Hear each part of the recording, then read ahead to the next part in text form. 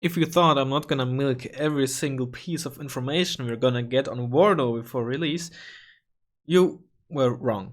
Hey everybody, welcome back to another, or not another even, the first blog post regarding WARNO.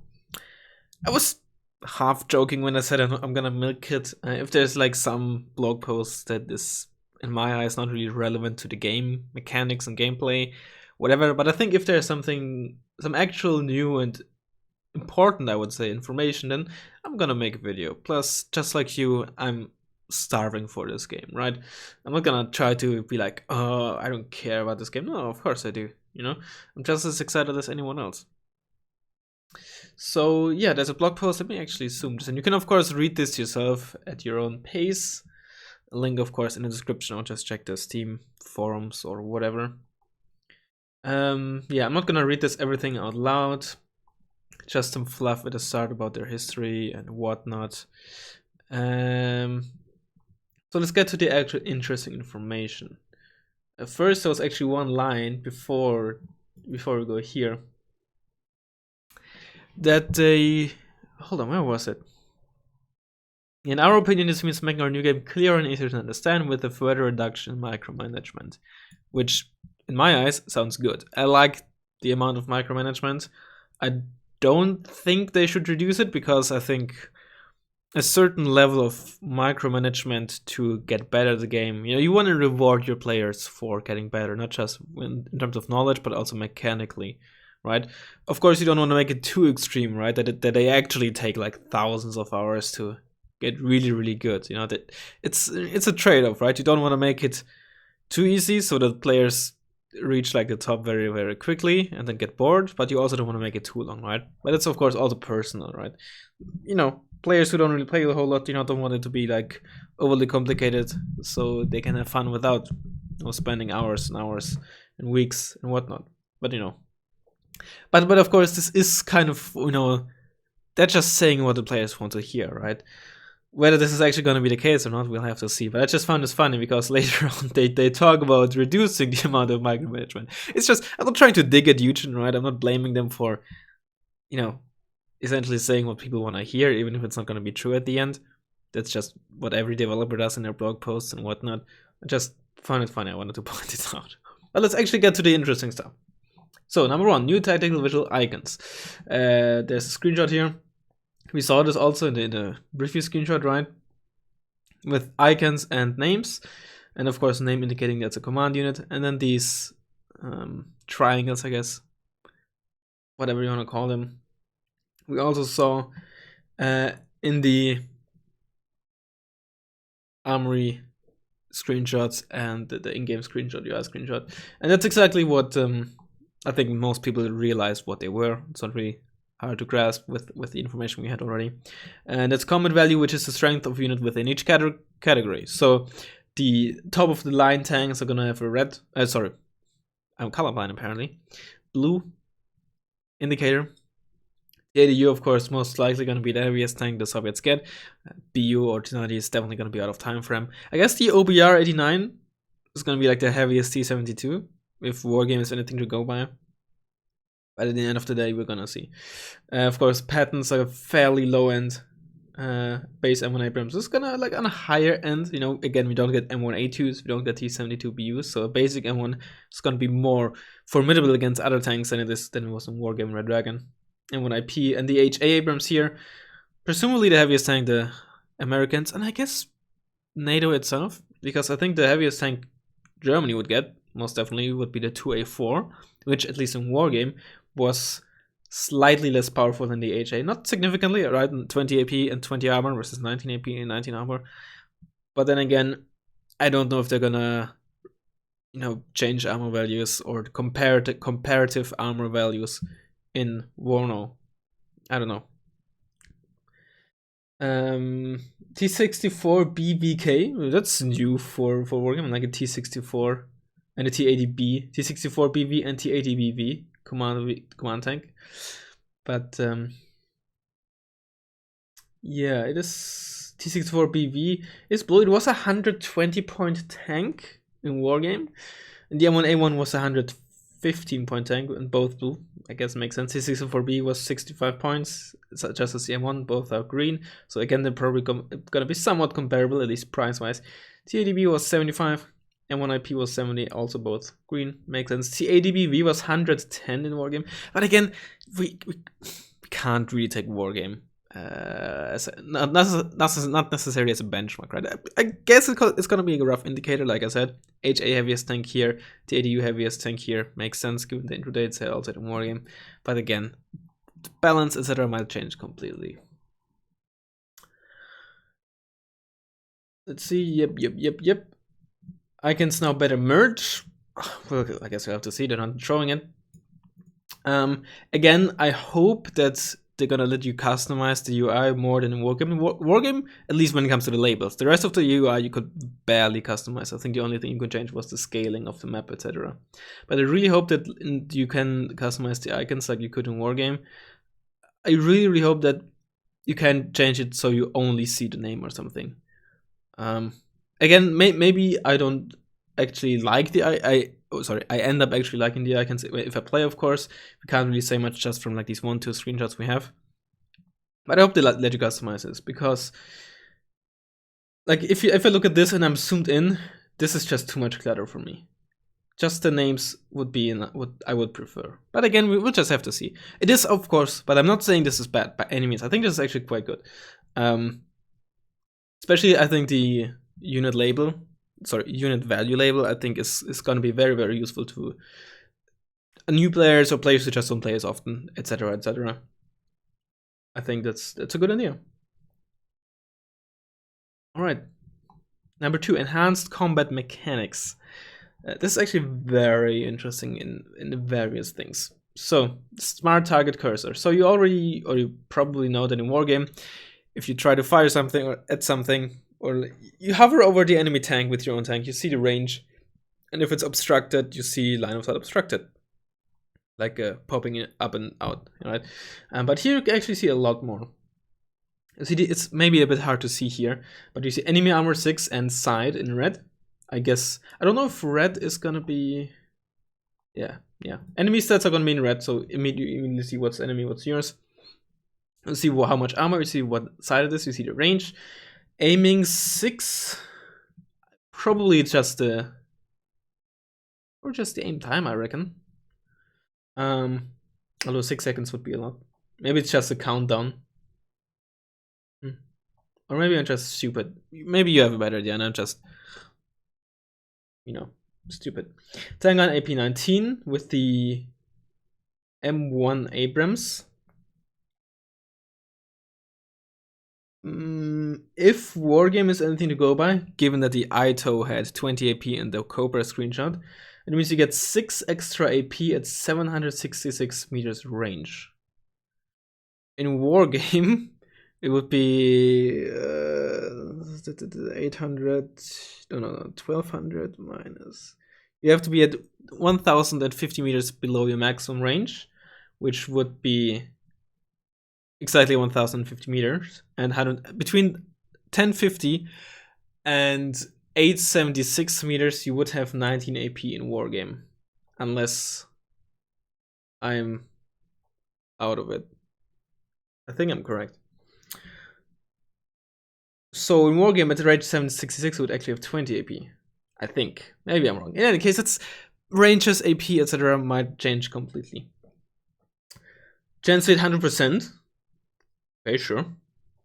And chance win very easy. So you immediately can guess, or like the game immediately tells you what how the tank matchup is, right? If your basic M1 goes up against a TADU, it's probably gonna say impossible or near impossible or very hard, something like that, as we're gonna see in the next screenshot. Sure, that's fine. Though I think this is mainly gonna be useful if you're ambushing something, or if you have just low intensity fights at like longer ranges.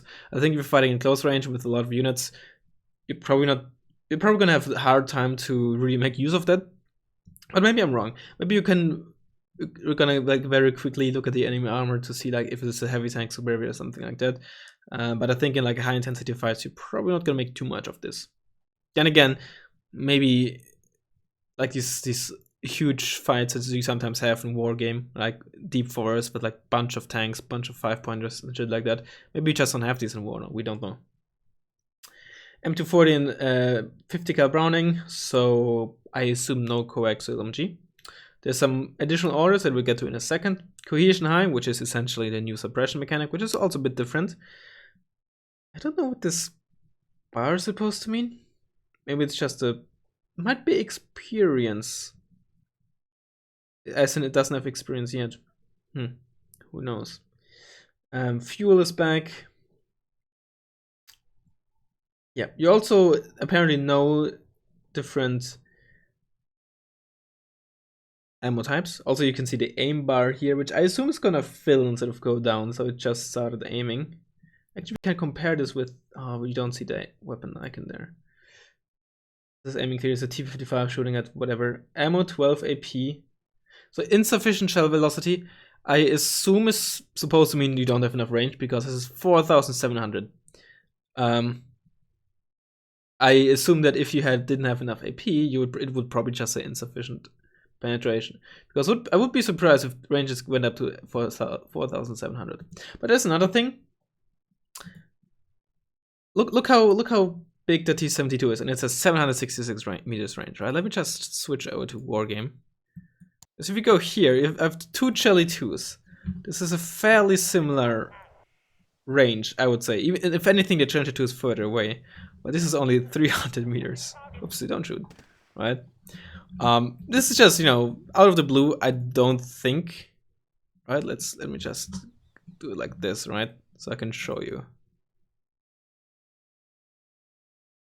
Right?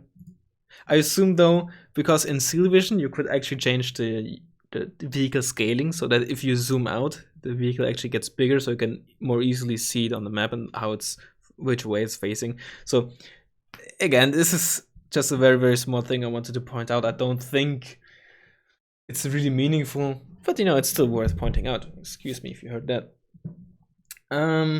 You can also see smart orders, hold position C's, move fast, quick hunt. I think quick hunt is essentially attack move plus fast moving. I saw that in Steel Vision, but I haven't played a lot of Steel Vision 2, so I assume that's what it means. I think return fire presumably means only start shooting once you got shot at, something like that. I very much know that was a thing in Steel Division 2. Reverse, stop, etc. Fire position. And again, these we're gonna come to in a second. You select a unit, hover over the target, and BAM! yeah. You have, again, essentially going over the same thing, right? We can check this again. Damage 0. Oh yeah, I forgot to mention. Whoa. 1 second. I just an oopsie. Forgot to mention something. The damage calculation at the moment is the exact same as in Wargame, right? Kinetic damage in Wargame is AP minus AV, i.e. armor value, divided by 2 plus 1. That's the damage you would deal for a kinetic weapon. You have 19 AP and 6 armor. 13 divided by 2 is 6.5 plus 1 is 7.5 damage. Thus far, damage calculation seems to be the exact same. I'm just gonna go to Wargame here. But again, this, whatever, right? How the exact damage formula is, I don't really care too much about. I'm a lot more interested in, as we can see, units having HP and HP being repairable, etc. I just didn't like the tank or like kinetic or like anti-tank mechanics, I guess, in Steel Division, which had some. Again, I'm not very experienced in this, like in the actual details, but it had some weird hidden HP mechanic. Someone tried to explain to me. I'm not sure if this is correct. This is secondhand information, but I got told that in Steel Division 2 at least, if a tank or a anti-tank gun, anything shot at your tank with a chance of penetrating, and it hits you but didn't penetrate, you would actually lose a bit of hidden HP that apparently you also couldn't repair. So if you took enough of those shots, you would eventually die. Sure, fine, but like it just irks me that you can't even check how much HP it has, realistic or not, right? I have to repeat, I don't care too much about realism. I just want a fun game. right? And the Steel Vision was just simply not fun, realistic or not. Let's not get into that. We're talking about a Warno here. Suppression is out. Welcome to Cohesion. It's also linked to the idea of, prolonged combat. It's kind of similar to, if you play Total War, right? If your infantry or any of the units in Total War would just run instead of walking, or like were in prolonged combat, they climbed ladders onto walls, etc., they would lose fatigue and thus, also fight worse and become slower. And that's, I guess, also part of Wargame. It's also it's essentially suppression plus, the way I understand it, right? You have the suppression effects, right? At low suppression or like panicked states, you fire slower and you aim slower. But here, you also lose or go lower here if you just fight longer. And you have high, normal, poor, low. Unit, at the start of when it gets spawned is not high, and it also gain a 25% speed boost bonus, which I don't know, sure, I don't know if it's good or bad, but out of anything, that seems to be, unless it's only for infantry, seems to be it's like the first thing that I thought people would jump on as being realistic, right? I don't think a tank suddenly drives faster if they're if a higher cohesion instead of normal. If they have like very low cohesion or just very, very panicked, driving a bit slower, like sure, I guess it's understandable. But like between high and normal, I don't think a tank would drive much faster or slower. But I'm not complaining. I'm just we'll see if it's good or bad. Maybe it's not very relevant, or just after a while you don't even notice anymore. But of course, worth pointing out. And then of course, if you keep fighting, keep shooting, your cohesion drops. What I didn't mention, but I think we can assume, is that cohesion regenerates or like recovers after a while. What I'm curious about though is how high does it recover? How quickly as well, and like does the cohesion level also lead to stunning? It leads to routing, they mentioned. But if stunning is related to cohesion or not, I don't know. But I also wonder if they can recover to high or only to normal, right? For example, in Total War, if you get caught, at least in Warhammer 2, get caught in forced march, you can recover some of your cohesion, I guess, if you want to use the Warno term, but only to a certain level, not a maximum level.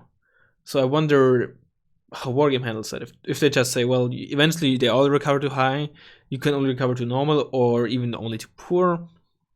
I hope you can recover. I think it would be weird if you just could barely recover any of your cohesion, because then it's like sort of like limit in a sense, it's like limited ammo that you can't recover, right? If you know what I mean. But again, we'll have to see. Could be interesting, makes sense as well, but that would be a bigger buff, or like an additional buff to autoloaders compared to what was in Wargame, right? In Wargame, autoloaders already had the advantage that they were immune to morale when it comes to reloading. They would still suffer the aim time penalty, but not morale. Of course, in Wargame, most, except for the DLC Red 4 tanks, also had reduced accuracy, which made up for having, an autoloader instead, and also 4 HE most of the time compared to NATO. Ignoring stuff like the Kyumaru Shiki that had an autoloader M8 AGS, but generally speaking was like blue for no autoloader but good accuracy, and most of the time 3 HE, ignoring UK, and red for autoloaders, 4 HE but less accuracy, which I think was interesting and cool. Gonna be interesting how Wargame handles it, or just simply autoloading tanks get, a small price increase compared to comparable non-autoloading tanks. Who knows? And it's just small balance stuff we just have to see how it is. It's gonna be developed throughout the game, throughout the early access. And then new tactical control tools. You have smart orders that we saw on this screenshot here. So for the M1 Abrams, you don't really have a lot of smart orders. I think most of these you're gonna see for recon units and tank guns and artillery. They mentioned like counter battery and stuff, seize position, defensive fire. Yeah, if you play Steel Division 2, you're probably gonna be familiar with that. Me, not so much. Though I heard that I don't know how much of that, if anything, or maybe all of that got fixed, but I heard that there were some issues with some of the smart orders, that the AI would essentially cheat, counter battering very accurately, even if the unit didn't fire it or something along those lines. I assume stuff like that, if it isn't already fixed in Steel Division 2 again. I don't know for sure. I assume stuff like that's going to be fixed. I just hope there's no issues with, like, you can exploit the game by using some of the smart orders. They're not supposed to, like, give you an advantage. I think smart orders should make the game easier for you, if in a sense of you don't have to micro as much. But hypothetically speaking, if you could micro everything perfectly, in my eyes, that should be not worse than smart orders, right? If you get what I mean. Hypothetically speaking. Of course, nobody can have 100% perfect micro. Then we see the M3A1 has the TOW2 here. I think in Red Dragon, the M3A2 should have like a TOW2A or TOW2B, I don't know. 7 missiles. I don't know, Morgan Blade 8, whatever, I don't care. It has the M240 here. I'm not sure if this is a coaxial MG or not. Maybe the coaxial MGs are in game and just hidden if the limit of 3 weapons is shown. I guess we'll have to see. Same thing here, no veterancy. So we can actually see on the unit icon that it doesn't have veterancy, right? Because in the previous one here, you see these little icons just like in Wargame, right? For veterancy, I very much presume. The icon here is missing on the Bradley, and there's line, so I assume that's where the veterancy is gonna be in. Weapons as well. Fuel, cohesion high. And these are gonna be rules of engagement, I very much assume. So, yep, that's where it is. So essentially, like, you know, I guess, I don't know what cover means, just see cover or just stay to cover at all times. Hold fire is very clear. No transport, right? Don't shoot at transports. On the one, I think this is only for missiles, I very much presume, because they mentioned, what was it? Exactly. Another example is for unarmed transport in order to return immediately after destroy. Advice for not use limited missile loadout for vehicles. I know that a lot of people very much against this.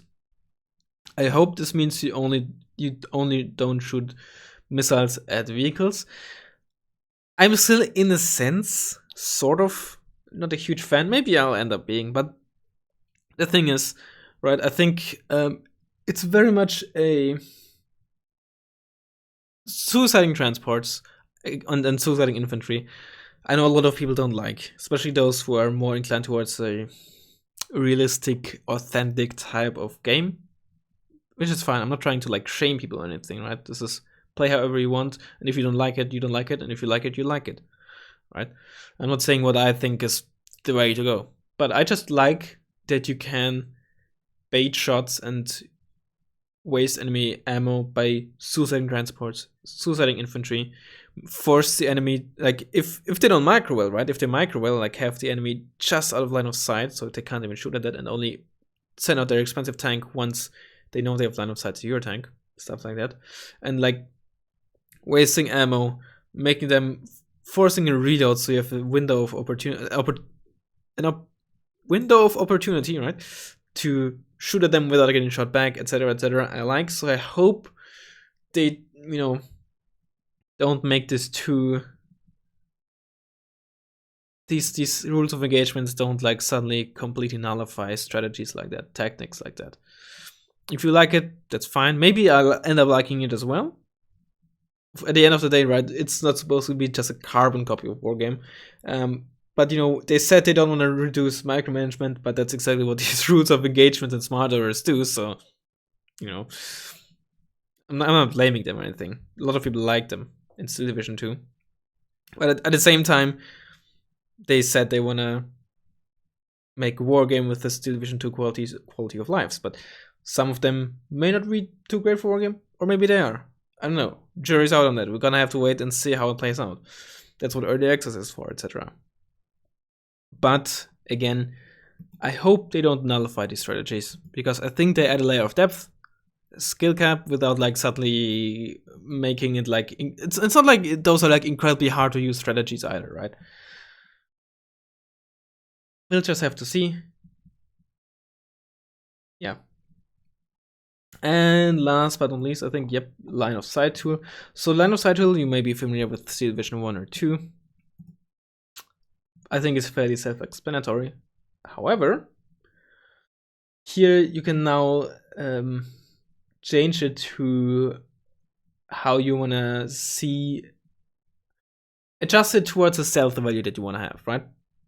For example, here you have normal stealth for ground and for selected. So everything that isn't covered by the gray things, gray area, you would be able to spot if they had normal, or worse, of course, stealth.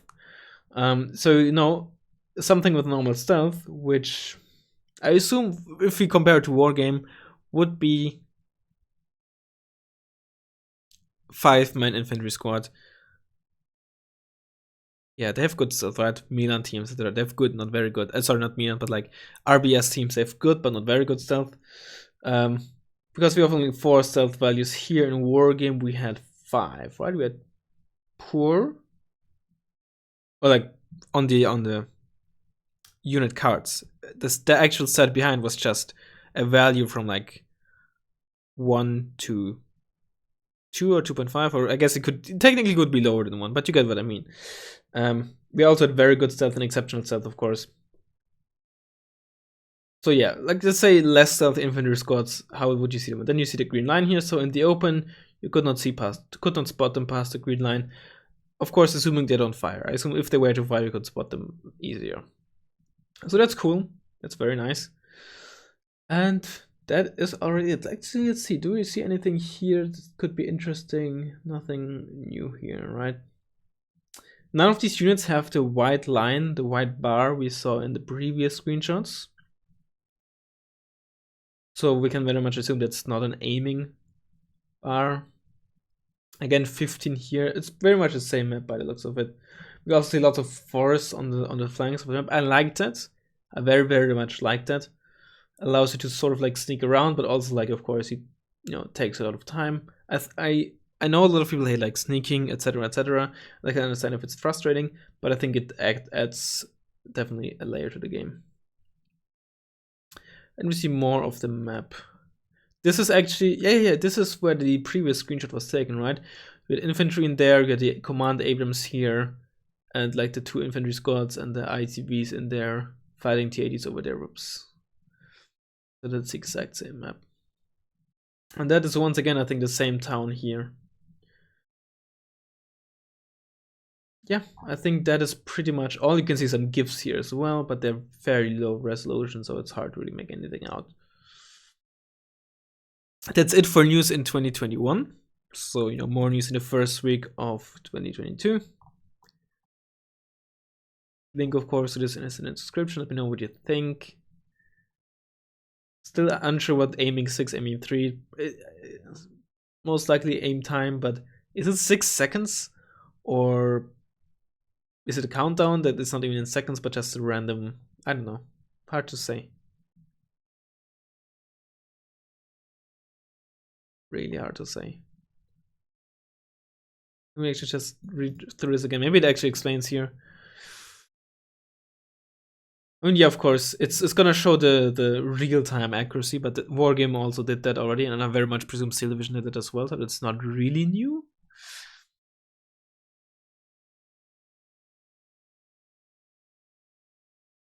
Or lack of penetration power, right? This doesn't say lack of penetration, or like insufficient penetration, insufficient shell velocity. So I'm pretty sure that 4,000 is just out of range. And given that, where is the screenshot? Here, given that this is 3,500. No, this is 8,500. So this is 3. Okay, interesting. Very, very interesting. Here. Okay. Self normal 3,000. Hold on. What is this? Hashtag self. Okay.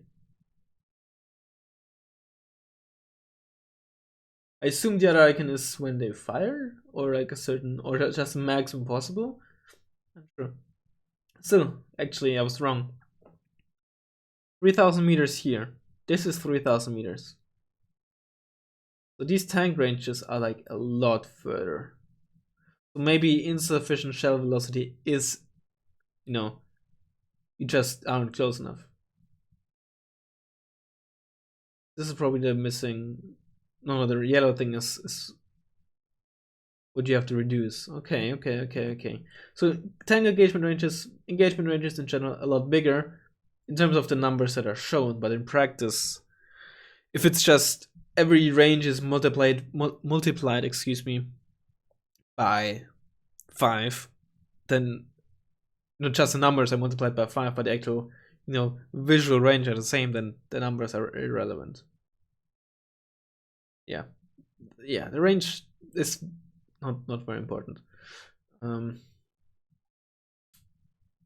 But I think this makes I don't know, that makes the ranges look even more weird, because if you go back to right, I feel like oopsie, I'm bad, because if you look at Wargame, right, I feel like the ranges already look a lot smaller than they are shown, right? I mean, this kind of doesn't really look like 500 meters.